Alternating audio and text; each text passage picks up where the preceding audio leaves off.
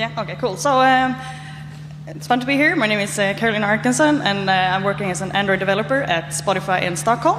And today I'm going to talk about how we created a hackathon with 50-50 female and male participants, and how we learned to make a hackathon for a tech event for everyone.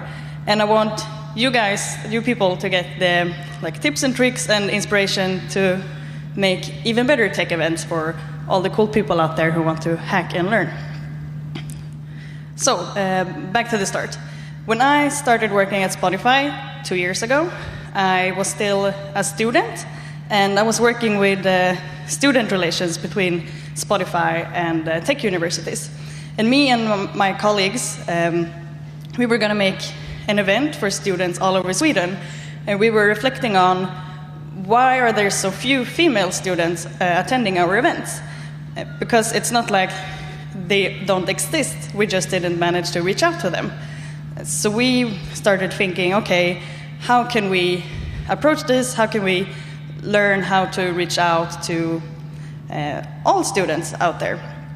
So we decided we were going to make an amazing event. We were going to force a 50-50 gender division between female and male. We also wanted to reach out to first-time hackathoners, because there are a lot of students out there who learn how to code while they're at the university, but maybe don't attend that many tech events because they're a bit scared or intimidated. And we wanted to say that this is a great event for you guys. And we also wanted to promote the nice side of the tech world, like the inspirational, learning, warm part of a tech world, and not just that you would be sitting in a basement or that kind of view. We wanted to take that part away from it. So we decided to make diversify with our motto: think it, build it, ship it, show it. So this was going to be not just a regular hackathon, it was going to be the hackathon focusing on creativity and learning and building something that you can show for others. So this is what we decided to do. For the teams, we decided that we wanted to have 40 participants, because that's quite a big crowd, but it's still not too many, so you can still socialize with the people in the room. And we split them up into 10 teams, so 4 people in each team. Each team was going to be 50-50, female-male, and also cross-functional. So when they applied, they got to specify what they wanted to do, and we didn't want a team to get stuck because they were only back-end developers, but they wanted design, and no one wanted to do the design or something like that. So every team had each skill set. They were also coached by Spotify employees. So since our participants were students, there are a lot of things that they don't know maybe because they haven't been hacking or designing that much, and we didn't want them to get stuck. We wanted them to get help, to really feel like they could produce and learn something during these 2 days. And a bit about the format of the hackathon, how we like to schedule and how we set it up. So the purpose of Diversify was not to win. We thought that everyone who was there were already a winner because they made it through our screening process. And there were no fancy prizes or anything. So we removed the competitive part to instead promote that you're supposed to talk to each other and show what you built.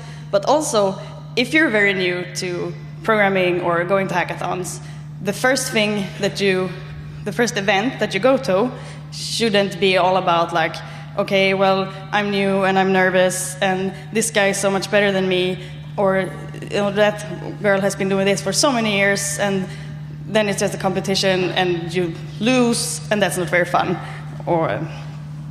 So no prizes, focusing on creating. We also decided to remove pitches.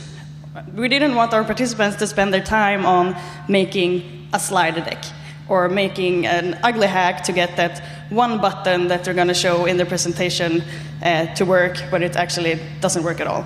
So we wanted them to focus on building the product. So no pitches, but we had like demo stations instead.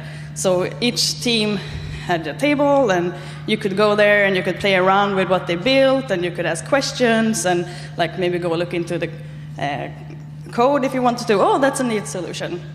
So more actually focus on the product and what they built and what they learned, and not just doing 2-minute slideshow deck, because I mean obviously how fun is it?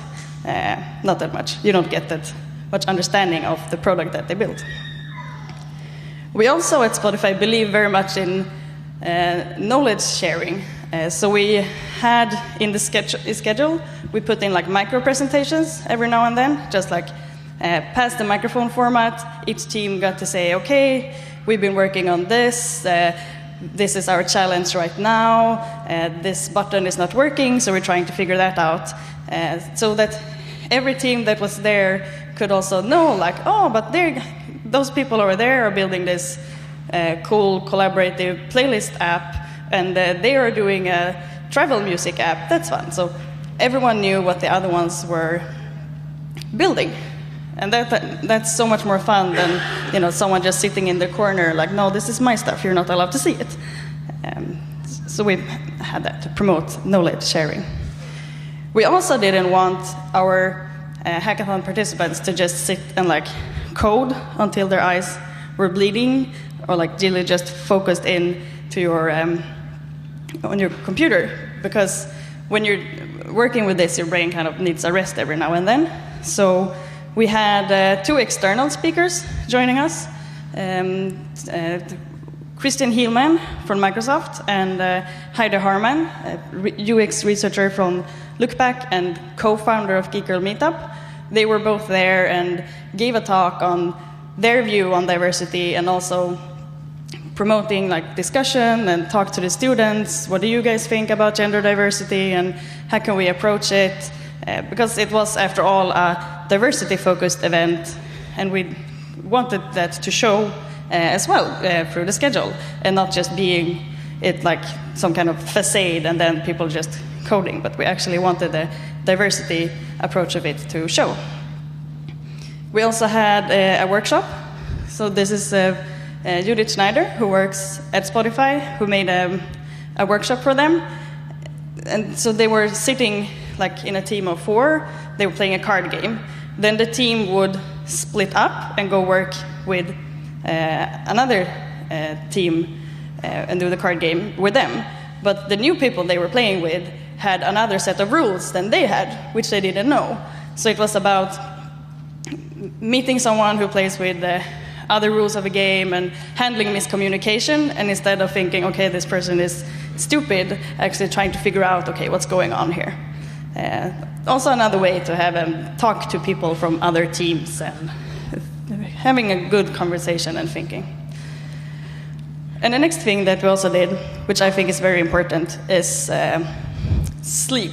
So when I'm tired, I don't work well at all. Something that might take me 5 minutes to solve when I'm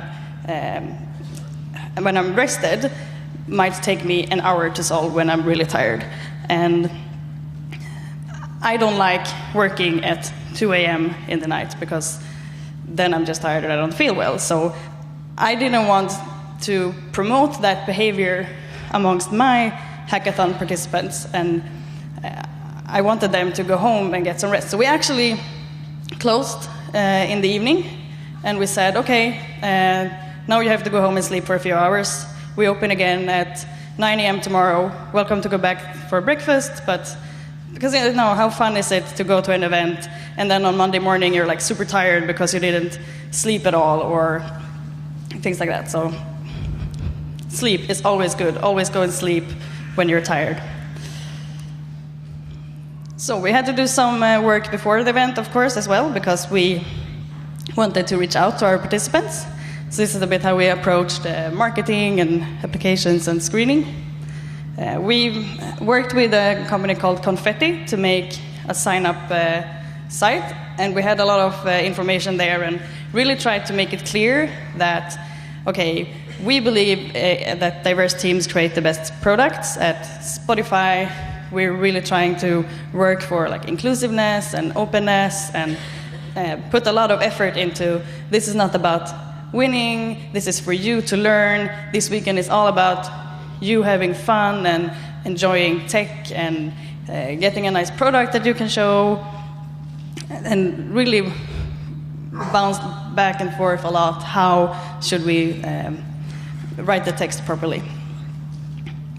We also, in the applications, we had our participants answering a few questions because we wanted to make sure that we were reaching out to the right kind of people for this event and for Spotify. So we wanted people who are fun, have a good team player, a good heart, and there to learn. So we asked them, first of all, like, why do you want to be a part of Diversify? Just to see, like, okay, what's in it for you? We also asked them, like, what area would you like to develop further skills in? Do you want to become a better programmer? Do you want to learn web development? Do you want to get ideas on design tools or whatever? We also asked them, what can you contribute with? Because we needed this when we were setting up the teams, right? If they were like, oh, I really, really, really want to design, then we were like, okay, that's a designer person. And we could make sure that we had enough designers for each team. And then also, what is gender diversity to you? Why is it important? Because this was a diversity-focused event, and we wanted people to actually find this an important matter, and not just come and see our offices at Spotify. I think we did pretty well with our outreach. We had, from our applications, 43% female applicants and 57% male. We never had that many female students applying to any of our events before, so that was a good win for us. We managed to reach out to a lot of female students, a lot of first-time hackathoners, yay. Other good things when you're organizing hackathons. Okay, food. Food is really important for energy and happiness. A lot of tech events out there, they serve pizza and beer. And not everyone likes pizza and beer. Me, for example, I'm gluten intolerant. I can't even eat pizza or drink beer. And when I went to a tech event earlier this year, I got potato chips for breakfast. That's not a great start of my day. So we did have pizza and beer because some people like that, but we also made sure to have salads and sodas and maybe cider or donuts for those who want donuts, but also apples and carrot sticks or croissant. Like really making sure that there was something for everyone to eat. And you shouldn't have to go hungry. You need, your brain needs fuel when you're working on things. That's really important. Another nice thing, like a nice touch that we had is like soundtrack your hack. In the applications, we let people fill in what song are you and why, because it's a pretty fun way to get to know someone and see what different songs people choose and how they explain themselves with this song. So before the hackathon, we made a playlist with all the 40 participants, and we were like, hey, this is all of you. This is a fun way for you to get to know each other and, get a bit excited about the hack beforehand. And then during the hackathon, we opened up the playlist, so we made it collaborative, so everyone could add the music they wanted to listen to, which means that there was always something that you would like that will be playing in the speakers, because music is, at least to me, very important, and it creates a very nice atmosphere. And this way we could also make sure that, if you at least just like one song in a playlist, it's going to play for you every now and then. So we evaluated this a bit afterwards, and we got some nice feedback, like first time I worked in a team as balanced as this one, when they had both designers and back-end and front-end knowing people. Thought it was great to skip the competition part because the event felt really relaxed and people could mingle around and look at everyone's stuff, which is great. That's really, what we wanted to promote. And they really liked having a coach who's an employee and we said that it was awesome getting feedback from real people in the biz. Because as a student, it's pretty difficult to know what is it like to actually work as a developer or as a designer. But now they could get like the real tips and tricks. Someone said that this is a proof of concept how good diversity is within the IT, because they built really cool stuff. Like, I'm jealous of the products that they built during these 2 days. Someone said that it's the most inspiring weekend in a long time. I'm so happy that we managed to inspire people and make them feel like, wow, this is amazing, I want to continue doing this. And then there's this quote that I really love. Someone, when we asked them to explain your weekend in one sentence, one person says, adventures happen if you let them. So we made a tech event, and this person saw this like that it's a great adventure, and that's awesome.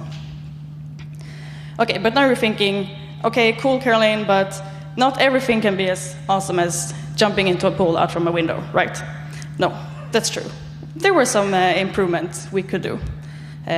So a few months later, we made another hackathon that we called Unify, which was more about collaborating and working in a big team. So we put them up in teams of 8.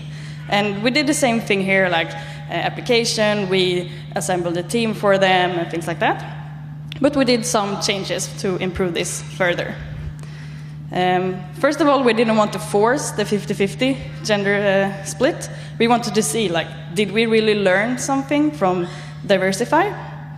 Like in terms of marketing and information, and turns out we did. We got a gender split both in applications and for the hackathon in 40% female and 60% male, which is great. I mean, the tech world isn't 50-50, but this is still pretty balanced compared to if we would have 10% female and 90% male.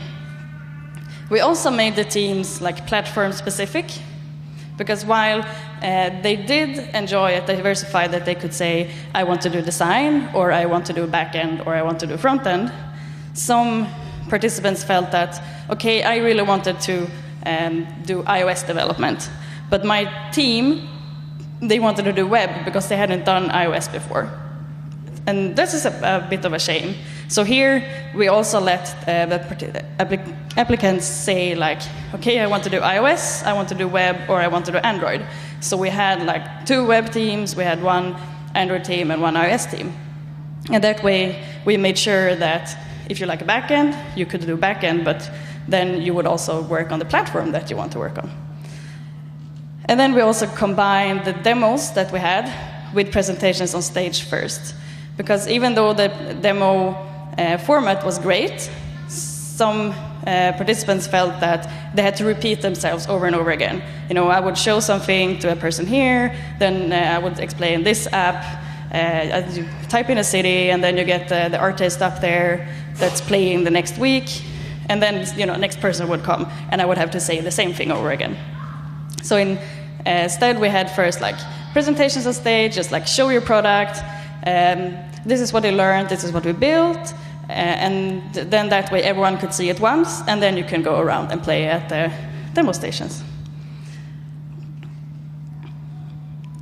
That was all I was going to say now.